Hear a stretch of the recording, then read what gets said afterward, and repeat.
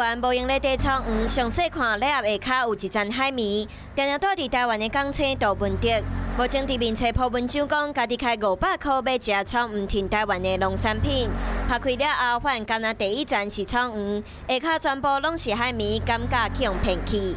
佮讲若是会使选择，你甘愿做一位哄骗500块嘛袂生气的人，或者是袂做头家？一般机都是垫1层而已，它那个垫太多层。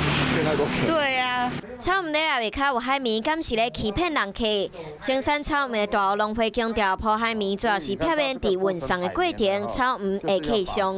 买的比较多呢，你拿回去草莓之后，它还是都是完美如初哦，不会有受伤这个情形的。水果商讲咧卖草莓礼盒的时，基本上袂互人客来拣，避免去伤着草莓。不过为着要避免消费纠纷，因会写出实际重量。阮就礼盒，伊家己拣拣的，要装做一个礼盒，崩了再算礼盒嘛有啊。头家讲对卖水果的方式，大家认知拢无同。若是伫卖水果进前，先问实际重量，或者是敢会使烂山仔来卖，就会使减少无必要的误会。